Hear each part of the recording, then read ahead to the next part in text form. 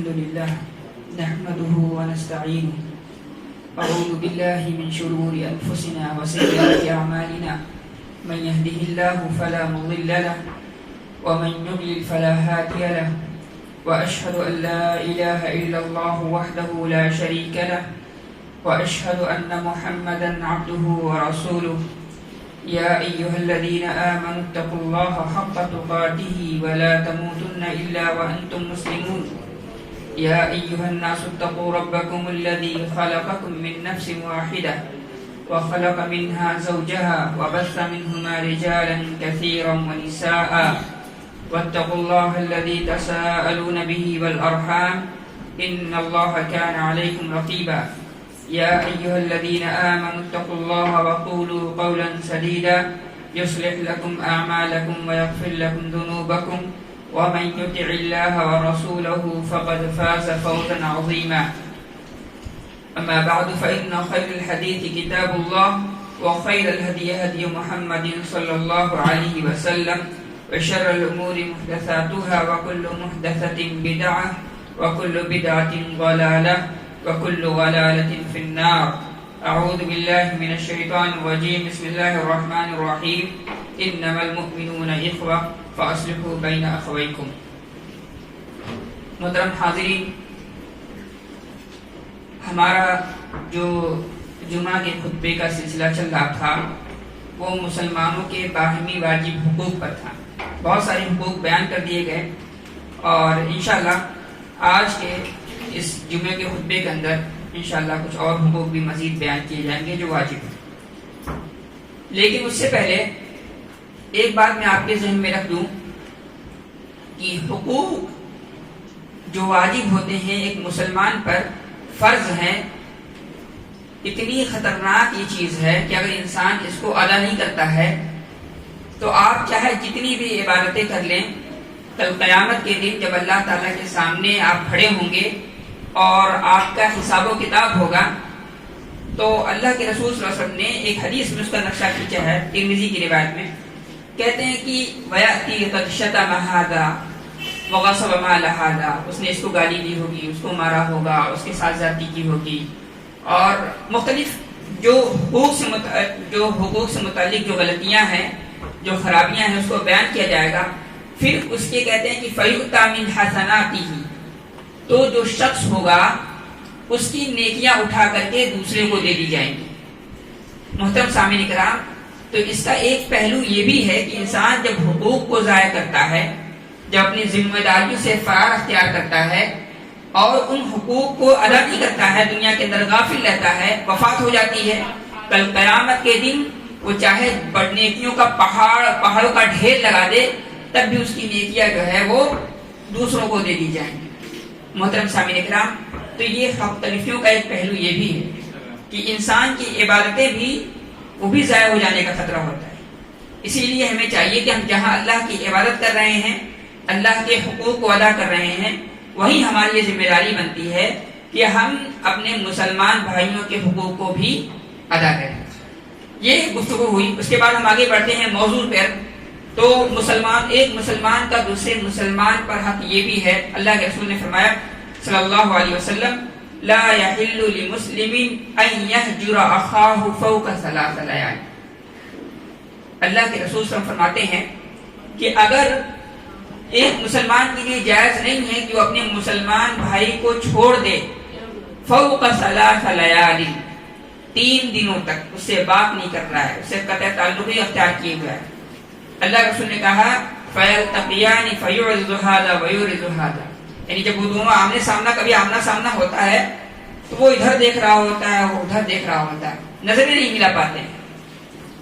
اس حدیث میں اللہ کے رسول صلی اللہ علیہ وسلم نے مسلمانوں کو اس بات سے منع کیا ہے اور یہ حرام ہے کہ مسلمان اپنے مسلمان بھائی سے 3 دنوں سے زیادہ کسی بات پر ناراض ہوا اس سے قطع تعلق اختیار کر لے. یہ جائز نہیں. دنیاوی امور میں یہ بالکل جائز نہیں ہے، لیکن اخروی امور میں، دینی امور میں، مثلا کوئی ایسا آپ کا مسلمان بھائی ہے جو گناہ کا کام کرتا ہے، گناہ کو پروموٹ کرتا ہے، اظہار کرتا ہے، گناہ کی طرف لوگوں کو دعوت دیتا ہے، مثلا شراب پیتا ہو یا لڑکیوں نوجوانوں میں جو عام طور پر بیماری پھیلی ہوئی ہے، لڑکیوں سے ناجائز تعلقات ہوتے ہیں. آج تو لوگ جو ہے بڑے تمتراک سے اور بڑے اس سے کوئی بتاتے ہیں کہ ہمارے تو اتنے گرل فرینڈ ہیں، ہمارے اتنے بوائے فرینڈ ہیں. یہ ایک عام چیز ہے، ایک کلچر جو غرب کا ہے، جس کا اسلام سے کوئی کنیکشن نہیں ہے، ہم اور آپ اس کو پروموٹ کرتے ہوں تو معصیت کی بنیاد پر، گناہوں کی بنیاد پر، یا کوئی ایسا شخص ہے جو کسی بدعت کا ارتکاب کرتا ہے، کسی بدعت کے کام کو کرتا ہے اور اس کو پروموٹ بھی کرتا ہے، لوگوں کو اس کی طرف ابھارتا بھی ہے، اس کی دعوت بھی دیتا ہے، تو ایسے شخص سے قطع تعلقی 3 دنوں سے کیا اس سے بھی زیادہ جائز ہے. میں آپ کو ایک مثال دیتا ہوں. جنگ تبوک کے موقع پر 3 صحابہ رضی اللہ عنہم اجمعین وہ پیچھے رہ گئے تھے. ان میں ایک بہت مشہور نام ہے کعب بن مالک رضی اللہ تعالیٰ عنہ کا. تو ان تینوں صحابہ سے چونکہ جنگ سے جب اجازت ہوتی ہے، یعنی حاکم حکمراں جب اجازت دے اور وہ آرڈر دے کہ نہیں سب کو جنگ میں نکلنا ہے، تو ایسی صورت میں جو ہے جنگ کرنا اور خروج کرنا جہاد کے لیے واجب ہو جاتا ہے. لیکن وہ نہیں گئے کسی وجہ سے. ان کا ارادہ تھا کہ نہیں ابھی یہ موسم ہے پھل پکنے کا، اور جو ہے ہم پھل کاٹ لیں گے اور فصل کاٹ لیں گے، اس کے بعد جائیں گے، ہم تو پہنچ جائیں گے، ہماری سواری بھی تیز رفتار ہے. بہرحال وہ جنگ میں نہیں گئے. اور یہی چیز وجہ بنی اللہ کے رسول صلی اللہ علیہ وسلم نے 50 دنوں تک بائیکاٹ کیا، حتیٰ کہ کوئی سلام کا جواب تک نہیں دیتا تھا. وہ خود بیان کرتے ہیں. بہرحال کہنے کا مطلب یہ ہے کہ دنیاوی امور میں بالکل گنجائش نہیں ہے کہ ایک مسلمان دوسرے مسلمان سے 3 دنوں سے زیادہ روٹھا رہے، اس سے قطع تعلقی اختیار کر لے. لیکن دینی امور میں جیسا کہ میں نے ابھی مثالوں کے ذریعے سے واضح کیا، ایسی صورت میں آپ کے لیے گنجائش ہے کہ جب تک وہ گناہ کو نہیں چھوڑ دیتا ہے، جب تک وہ بدعت کو نہیں چھوڑ دیتا ہے، جب تک وہ منکرات کو نہیں چھوڑ دیتا ہے، تب تک آپ اس سے دور رہیں. کیونکہ خطرہ لاحق ہے نا. ابھی ہمارے لیے یہ چیز ٹھیک ہے، اہم ہے، اور ہم سمجھتے ہیں کہ چلو یہ چھوڑ دے گا. اگر اس کا چھوڑ دینا یقینی ہے تو پھر اس کے ساتھ رہیں. اگر نہیں چھوڑ دے رہا ہے تو آپ اپنے آپ کو بچانے کے لیے اس سے دوری اختیار کریں. لیکن یہاں پر ایک مسئلہ یہ بھی ہے، کبھی کبھار معاملات میں انسانی زندگی میں ہو جاتا ہے کہ دوسرے مسلمان بھائی کی طرف سے بہت سخت تکلیف پہنچتی ہے. جیسے آپ کو گھر سے نکال دیا جائے، آپ کی پراپرٹی پر قبضہ کر لیا جائے، یا آپ کو جان سے مارنے کی کوشش کی جائے، یا آپ کے بچوں کو، آپ کی تجارت کو خراب کرنے کی کوشش کی جائے. مطلب مصیبتیں ایسی ہوتی ہیں جو اپنے مسلمان بھائیوں کی طرف سے پہنچتی ہیں، وہ اتنی خطرناک ہوتی ہیں، اتنی زیادہ تکلیف دہ ہوتی ہیں کہ انسان کو ہمیشہ یہ تکلیف ہوتی ہے. سال گزر جاتے ہیں، لیکن جب بھی اس کا نام آتا ہے یا اس کا ذکر ہے اس شخص کا، فوراً وہ درد جو ہے ہرا ہو جاتا ہے کہ نہیں. تو ایسی صورت میں اہل علم نے یہ اجازت دی ہے کہ اگر بہت بڑا خطرہ ہے، کسی سے بہت بڑا نقصان آپ کو پہنچا ہے، تو ایسی صورت میں اگر آپ اس سے قطع تعلق اختیار کرتے ہیں. کس وجہ سے؟ اپنے آپ کو بچانے کے لیے. بسا اوقات ہوتا ہے انسان ڈپریشن کا شکار ہو جاتا ہے، دلی مریض ہو جاتا ہے، دماغی مریض ہو جاتا ہے، ذہنی مریض ہو جاتا ہے، مختلف قسم کی الجھنیں ہو جاتی ہیں. کیوں؟ کیونکہ انسان کو بہت بڑا جھٹکا لگ جاتا ہے زندگی میں. تو ایسی صورت میں اہل علم نے اجازت دی ہے کہ آپ جو ہے قطع تعلقی اختیار کر لیتے ہیں. ورنہ جو معمولی جو باتیں ہوتی ہیں، کسی نے کچھ کہہ دیا، یا معمولی جو تکالیف ہوتی ہے، معمولی جو مسائل ہوتے ہیں، یا کچھ باتوں میں لے کر کے کسی مسئلے کو لے کر کے اختلاف ہو جائے، اس بنیاد پر آپ قطع تعلقی اختیار کر لیں اور 3 دنوں سے آپ زیادہ تک اختیار کر لیں، یہ صحیح نہیں ہے. شریعت نے اس سے منع کیا ہے. تو یہ ایک حق یہ بھی ہے ایک مسلمان کا دوسرے مسلمان پر کہ اپنے مسلمان بھائی سے 3 دنوں سے زیادہ وہ قطع تعلقی نہ اختیار کریں. اسی طریقے سے اللہ کے رسول صلی اللہ علیہ وسلم نے ایک اور روایت میں کہا، لا یحل، اللہ کے رسول نے کہا صلی اللہ علیہ وسلم، سباب المسلم فسوق وقتالہ کفر. اللہ کے رسول فرماتے ہیں کہ ایک مسلمان کا دوسرے مسلمان کو گالی دینا یہ کیا ہے؟ فسق ہے. فسق کا مطلب یہ ہے کہ انسان اللہ رب العالمین کی اطاعت سے نکل جائے. بہت بڑا گناہ ہے کہ آپ اپنے مسلمان بھائی کو گالی دیں. پھر اس کے بعد میں کہا گیا وقتالہ کفر، اور آپ اگر اپنے مسلمان بھائی سے لڑتے ہیں، جھگڑتے ہیں، تو یہ کیا ہے؟ کفر ہے. وہ والا کفر نہیں جو اسلام سے خارج کر دیتا ہے، جیسے ایمان کے کئی مراتب ہوتے ہیں، ایسے کفر کے بھی کئی مراتب ہیں۔ ایمان کا سب سے اعلیٰ مرتبہ کیا ہے؟ لا الہ الا اللہ کہنا۔ ایسے ہی کفر کا سب سے اعلیٰ مرتبہ کیا ہے؟ اللہ کا ہی انکار کر دینا۔ تو جیسے ایمان کے مراتب ہوتے ہیں، ایسے کفر کے بھی مراتب ہوتے ہیں۔ تو یہاں کفر سے وہ مطلب نہیں ہے کہ اسلام سے ہی خارج ہو جا رہے ہیں، دین میں رہیں گے، لیکن اس کا مطلب یہ ہے کہ اللہ تعالیٰ نے کیا کہا ہے؟ اللہ نے آپ کو حکم دیا ہے کہ اپنے مسلمان بھائی کی عزت و تکریم کرنی ہے، تو آپ نے وہ بات تو مانے نہیں، آپ اس سے لڑ رہے ہیں، اس کو گالی دے رہے ہیں، تو یہ کیا ہو گیا؟ اس بات کا انکار ہو گیا، اور یہی کفر ہے۔ تو وہ والا کفر نہیں ہے، اس لیے میں اس کی وضاحت کی ہے۔ اسی طریقے سے ایک اور روایت میں ہے، اللہ کے رسول نے صلی اللہ علیہ وسلم فرماتے ہیں کہ مسلمان ایک شخص جو ہے، یعنی سب سے بدترین آدمی وہ ہے جو اپنے والدین کو لعنت کرتا ہے، اپنے والدین کو برا بھلا کہتا ہے۔ اللہ کے رسول صلی اللہ علیہ وسلم سے پوچھا گیا کہ اللہ کے رسول، ایک مسلمان اپنے والدین کو کیسے برا بھلا کہہ سکتا ہے؟ اللہ کے رسول صلی اللہ علیہ وسلم فرماتے ہیں کہ یہ شخص جو ہوتا ہے کسی دوسرے کے والد کو گالی دیتا ہے، برا بھلا کہتا ہے، وہ بھی جو ہے اس کو برا بھلا کرتا ہے، وہ بھی اس کے والد کو برا بھلا کہتا ہے۔ تو اس وجہ سے اس طریقے سے انسان بذات خود ذریعہ بن جاتا ہے کہ اس کے ماں باپ کو وہ اپنے ماں باپ پر لعنت اور ملامت کرے، حالانکہ وہ نہیں کر رہا ہے، لیکن وہ ذریعہ بن رہا ہے۔ تو اس سے بھی منع کیا گیا ہے، شریعت نے روکا ہے۔ ہمارے یہاں سے جو جیسے فلمیں جو آ رہی ہیں، ویب سیریز جو بنائی جا رہی ہیں، بہت ایک گالیوں کا کلچر عام ہوتا جا رہا ہے۔ عام طور پر زبانوں میں، یعنی لہجے بھی اتنے خراب، اتنے گندے ہوتے ہیں کہ لوگوں اس کو معیوب بھی نہیں لگتا، اس کو عجیب بھی نہیں لگتا ہے۔ گالی کا استعمال نوجوانوں میں عام ہوتا جا رہا ہے۔ تو یہ اللہ کے رسول صلی اللہ علیہ وسلم نے اس کی قباحت کو بیان کیا ہے۔ کیا کہا ہے کہ سباب المسلم فسوق، ایک انسان دین کی اطاعت سے، اللہ کی اطاعت سے نکل جاتا ہے، خارج ہو جاتا ہے۔ اتنا بڑا گناہ ہے، مسلمان کو گالی دینا بہت بڑا گناہ ہے، اور ایک مسلمان کو اس سے بچنا چاہیے۔ اچھا، کبھی کبھار ایسا ہوتا ہے کہ دو مسلمان ہیں، دونوں آپس میں گالی گلوچ کر رہے ہیں، تو ایسے میں کیا دونوں گناہ گار ہوں گے؟ آئیے اللہ کے رسول ہم ایک حدیث میں فرماتے ہیں کہ المستبانی ما قال فعل البادی منهما ما لم يعتد المظلوم۔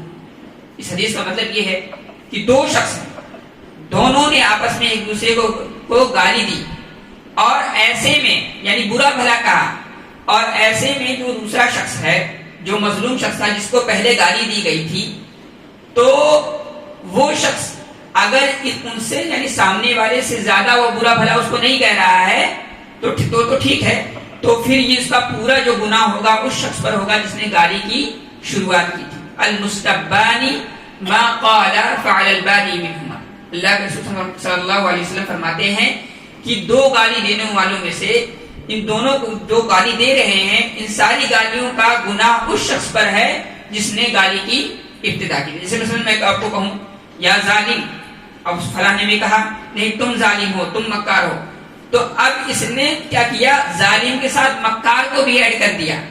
تو اب یہ کیا کیا؟ سامنے والے نے زیادتی کی، اس نے جتنا کہا تھا اتنا ہی کہنے کا حق رکھتے ہو نا۔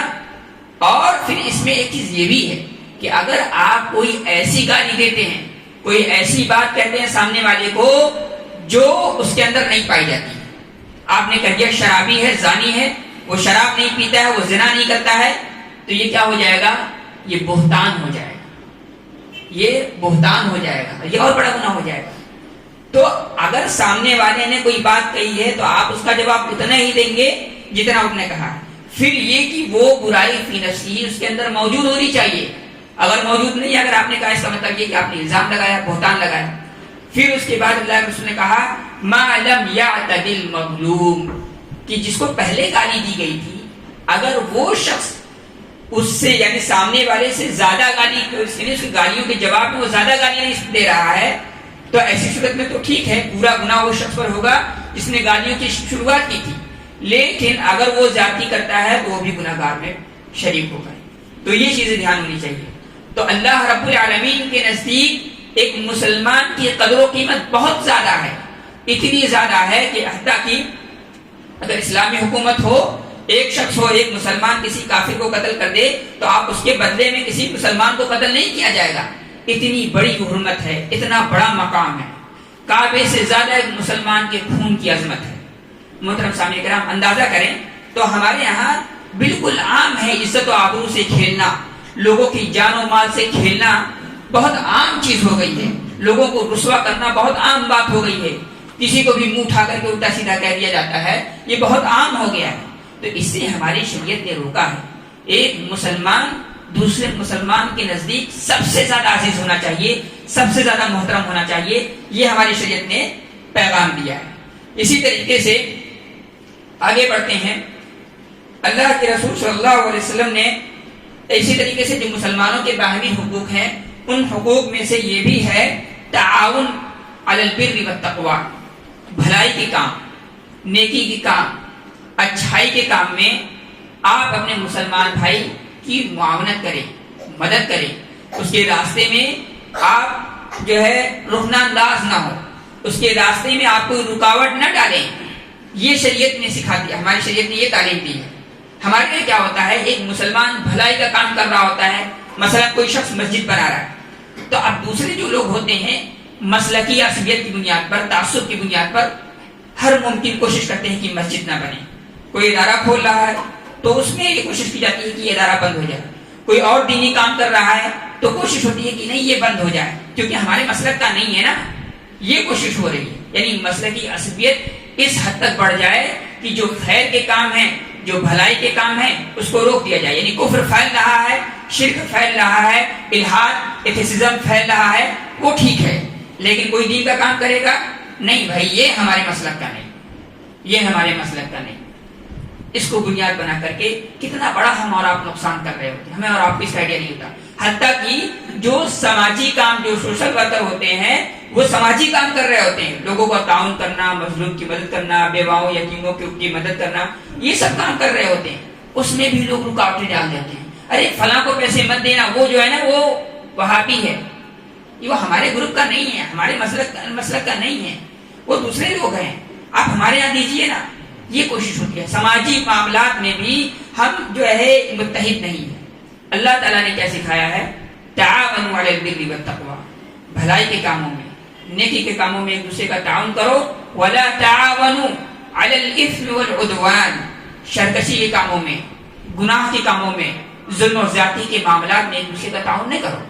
ہمارے یہاں یہ چیزیں عام ہوتی جا رہی ہیں، اس کو ختم کرنے کی ضرورت ہے۔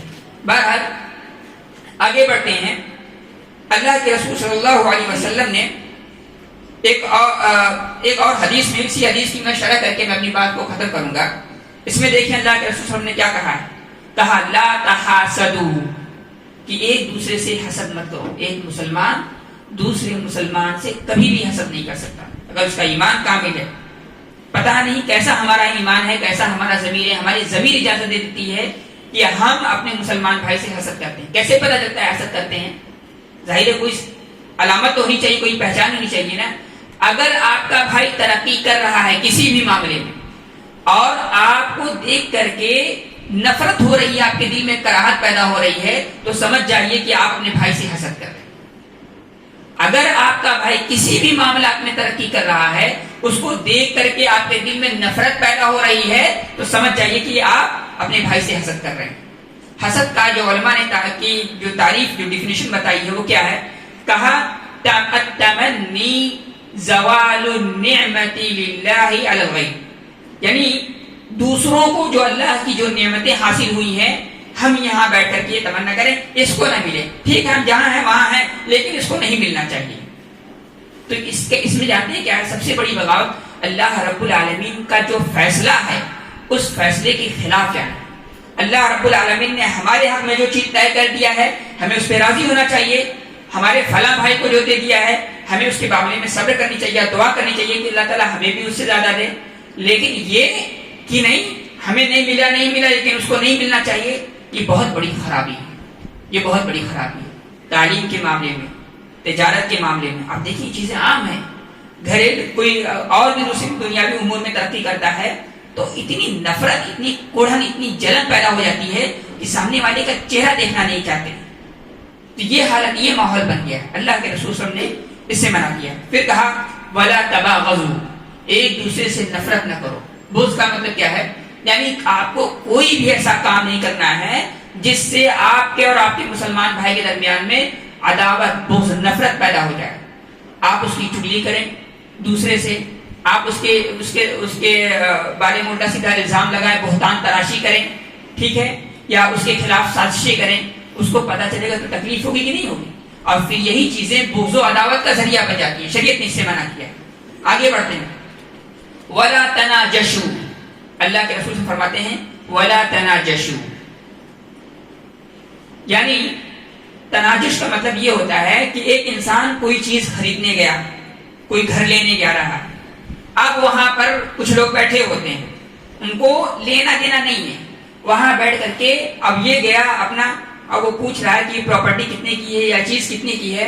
اب دوسرے لوگ جو بیٹھے ہیں بھاؤ بڑھا رہے ہوتے ہیں. مقصد کیا ہوتا ہے؟ کبھی مقصد یہ ہوتا ہے کہ سامنے والا یعنی جو دوسری پہلی پارٹی جس کے پاس وہ شخص گیا ہے اس کا فائدہ کرانا ہوتا ہے اور اپنے مسلمان بھائی کا نقصان کرانا ہوتا ہے. اور کبھی ایسا ہوتا ہے کہ اس سے ہمیں نہیں مطلب اس کو مل رہا ہے اس کا فائدہ نہیں ہونا چاہیے. وہاں بیٹھ کر کے کئی لوگ اکٹھا ہو جائیں گے تو کیا کریں گے؟ بھاؤ بڑھانے کی کوشش کریں گے. بھائی وہ معاملہ کر لے، وہ اپنا بھاؤ تاؤ کر لے، وہ بارگیننگ کر لے، اس کے بعد اس کو لینا ہے نہیں لینا ہے وہ چلا جائے، اس کے بعد آپ جائیے نا. لیکن نہیں، وہاں پر وہ بیٹھے رہتے ہیں ایسے موقع پر اور جو پرائس ریٹ ہوتی ہے اس میں اضافہ کرتے رہتے ہیں، اس کو بڑھاتے رہتے ہیں. شریعت نے اس سے روکا ہے. اور یہ جان لیں کہ شریعت کا ایک قاعدہ ہے. میں نے کہیں پر ایک پورا درس دیا تھا اس معاملے میں کہ 10 اہم قواعد خرید و فروخت کے حوالے سے، 10 اہم بنیادی قواعد کہ ایک مسلمان کا جاننا اس کو ضروری ہوتا ہے. بہرحال تو اس میں سے ایک قاعدہ یہ بھی ہے کہ ہر وہ خرید و فروخت، ہر وہ تجارت، ہر وہ کاروبار، ہر وہ بزنس جو آگے چل کر کے مسلمانوں کے درمیان باہمی لڑائی اختلاف کا ذریعہ بن جائے وہ ناجائز ہے، وہ حرام ہے. یہ قاعدہ ہے. تو بہرحال میں آگے بڑھ رہا ہوں. اسی طریقے سے اللہ کے رسول نے اس بات سے بھی روکا ہے. اسی طریقے سے کہا وَلَا يَبِعْ بَعْضُكُمْ بَيْعَ بَعْضٍ، اللہ کے رسول ہم نے کہا کہ کوئی اپنے بھائی کے خرید و فروخت پر خرید و فروخت نہ کرے. جیسے مثال کے طور پر میں گیا کسی دکان پر، میں کوئی سامان لے کر کے آیا، اب وہ کوئی شخص میرے پاس آ رہا ہے، کہہ رہا ہے کہ آپ نے یہ سامان کتنے کا لیا؟ اتنے کا لیا. ارے آپ نے کو تو بہت مہنگا ملا ہے، آپ واپس کر دیجئے، آئیے میں آپ کو اس سے سستا، اس سے اچھا دلاتا ہوں. اب یہ گیا وہ اس کو واپس کر دیتا ہے. یہ چیزیں کیا ہوتی ہیں؟ اختلافات کا ذریعہ بنتی ہیں. بھائی ان دونوں نے آپس میں بارگیننگ کی، بات چیت کی، ان کو اچھا لگا، انہوں نے لیا، بات ختم ہے. لیکن ہم کیا ہوتے ہیں؟ بیٹھ کر کے نقص نکالتے ہیں. تو ایک تو یہ ہو گیا. کبھی ایسا ہوتا ہے کہ جو تھرڈ پارٹی ہے وہ دکاندار کے پاس جاتی ہے، آپ نے یہ سامان کتنے کا بیچا؟ اتنے کا بیچنا ہے، آپ کو پتا نہیں ہے، ریٹ بہت بڑھ گیا ہے اور یہ چیز بہت اچھی ہے، مارکیٹ میں نہیں مل رہی ہے، آپ کیسے بیچ رہے ہیں؟ اس کو بتایا جاتا ہے کہ آپ نے اتنے کا بیچا. ارے آپ مجھے بتائے ہوتے ہیں یہ 100 روپے کی نہیں 150 روپے کی میں بچوا دیتا آپ کو. ہوتا ہے کہ نہیں؟ تو یہ اس طریقے سے تو آج دیکھیں ایک دوسرے کے کاروبار کو توڑنے کے لیے، کلائنٹس کو پھیرنے کے لیے کتنی کوشش کی جاتی ہے، ایک دوسرے کو ناکام بنانے کے لیے، ان کی مارکیٹنگ خراب کرنے کے لیے، ان کا برانڈ اور نام خراب کرنے کی کتنی کوشش کی جاتی ہے. سارے حربے جائز ناجائز استعمال کیے جاتے ہیں، ہے کہ نہیں؟ بہت زیادہ یہ چیزیں عام ہو گئی ہیں اور اللہ کے رسول فرمایا کہ یہ چیزیں حرام ہیں ایک مسلمان پر. کیوں؟ اس کا نقصان کیا ہو رہا ہے؟ الاضرار بالآخرین، اپنے مسلمان بھائیوں کو نقصان پہنچا رہے ہیں. آپ دوسرے لوگوں کو دیکھیں، دوسرے برادریوں کو دیکھیں، وہ باقاعدہ ایک دوسرے کو سپورٹ کرتے ہیں. پنجابی ہے پنجابیوں کا سپورٹ کرے گا، مارواڑی ہے مارواڑیوں کا سپورٹ کرے گا. لیکن مسلمان کبھی نہیں چاہتا کہ ہمارا بھائی ترقی کرے، آگے بڑھے، بزنس مین بنے، اس کا برانڈ ہو، اس کا نام ہو، کبھی نہیں چاہے گا.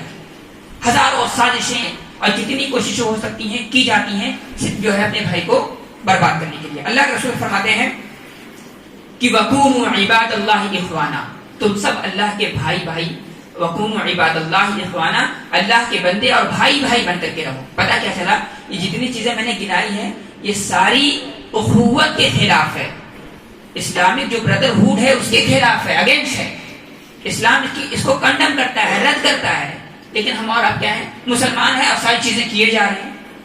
ایسا بہت سننے میں آتا ہے. بہت سارے لوگ مسلمان تو مسلمان، غیر مسلم سب شکایت کرتے ہیں کہ معاملات جو ہے میں یہ مسلمان اچھے نہیں ہیں، ان سے کوئی کاروبار نہیں ہو سکتا، ان سے ساتھ ڈیل نہیں ہو سکتی. تو اللہ کے رسول نے کہا کہ یہ چیزیں حرام ہے، ممنوع ہے. اس کے بعد کہا المسلم اخو المسلم، کیوں حرام ہے؟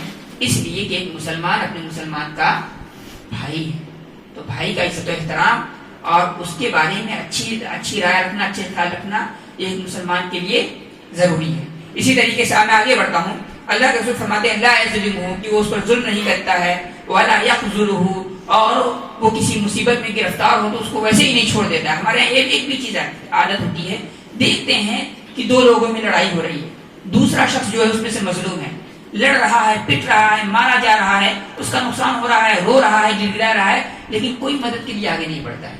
اس کو کہتے ہیں خذلان، ترک تعاون کرنا، یعنی جہاں ہیلپ کرنے کی ضرورت ہوتی ہے وہاں کہتے ہیں ہمارا کیا معاملہ، اس سے کیا لینا دینا، خواہ ہم جائیں کیوں جائیں اس میں پڑھنے، چھوڑ دیتے ہیں۔ نقصان کس کا ہوتا ہے؟ ہمارے مسلمان بھائی۔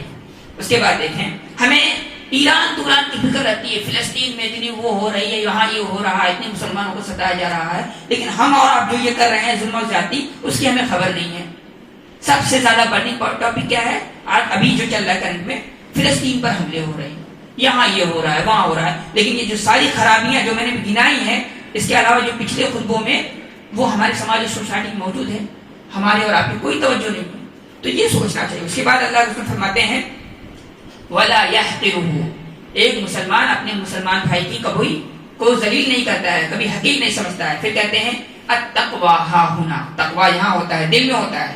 پھر کہا اللہ کے رسول نے کہا تو کہا التقویٰ ہا ہنا، پھر کہا المسلم علی المسلم حرام، کہ ایک مسلمان کا دوسرے مسلمان پر حرام ہے۔ کیا حرام ہے؟